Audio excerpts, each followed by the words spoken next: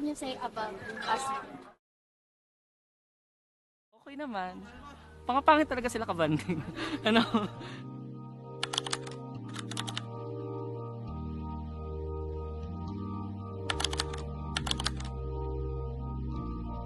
When you try your best but you don't succeed. When you get what you want but not what you need. Hoy, tingin kayo dito. Replace.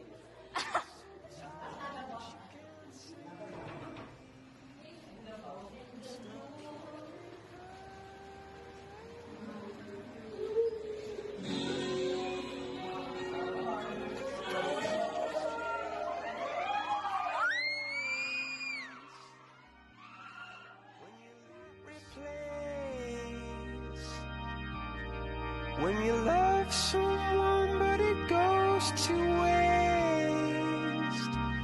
Could it be worse?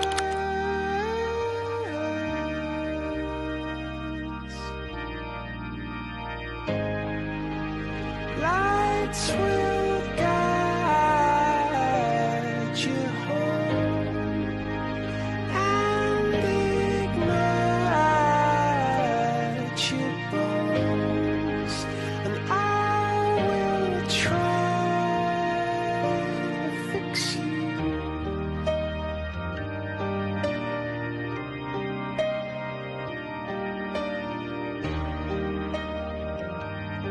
What can you say about us?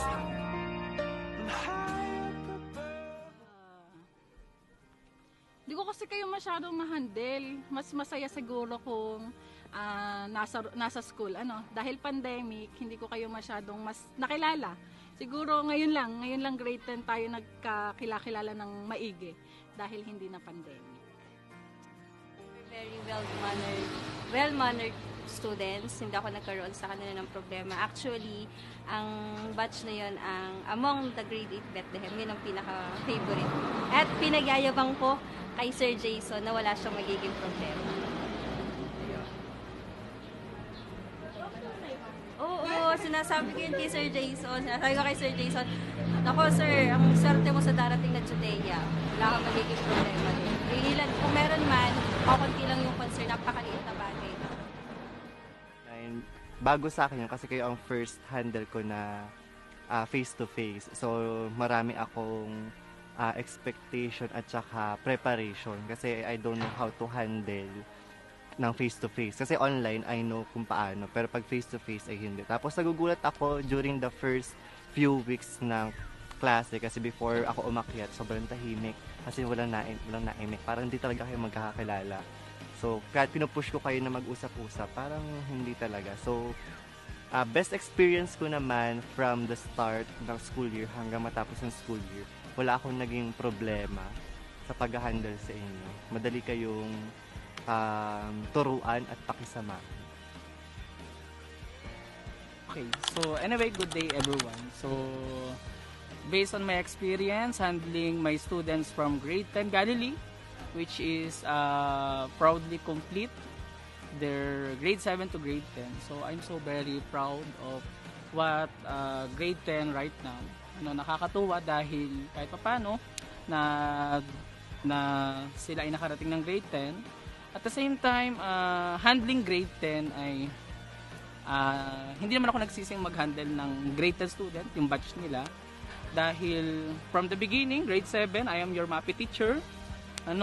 So talagang online, grade 8 online, talagang lahat ng completion of requirements, bagamat mahirap, nagawa naman nila. And from grade 9 and grade 10, so face-to-face class, so na we are proud that yung mga naibigay naming knowledge sa kanila ay until now, nagagamit nila. At for your senior high school, sana magkasama-sama pa rin tayo. And we are hoping na dito pa rin kayo magstay. At bagamat sa tingin ko, kung magiging handle man ako ng grade 11 na subject, so magiging estudyante ko pa rin kayo. But sa tingin ko ay baka wala akong handle. So yun, congratulations grade 10 Galilee. More achievement to come and good luck for your senior high school level.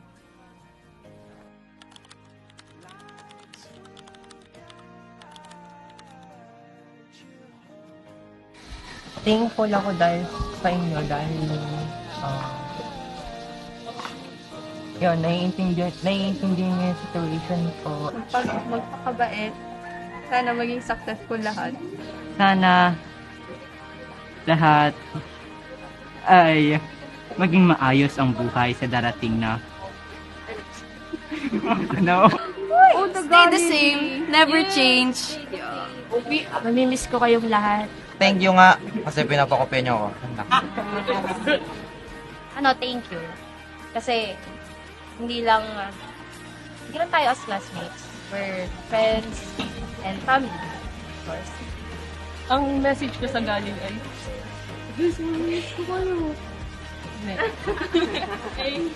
I will treasure the memories we made. Good luck sa journey niyo. Walang iwanan. Sana walang kalimutan gano'n. Thank you sa lahat. Oh, sa literal na you made me feel like I'm living a teenage dream. Yun. And huwag na kayo mang-asal. Yan lang. Thank you guys kasi nagkaroon ako ng parang isa pang family. Shish. I hope you guys get to achieve the things you want after grade 10. Thank you sa inyong lahat, sa lahat talaga ng memories. Nagpapasalamat din po ako sa galing. Dahil po, dahil po sa kanila, nakahanap naman po ng magandang kaibigan. Dapat natin magkaka-close, walang nahiwalay. Sana maging successful tayong lahat. Yeah! Sana mapapabuhay niyo lahat. Sana we still meet in the future. Sana pag nagkita-kita ulit tayo sa future, maganda buhay natin lahat. Sana maging successful na tayo at Sana hindi ka mamatay. sana maging successful tayo lahat in the future.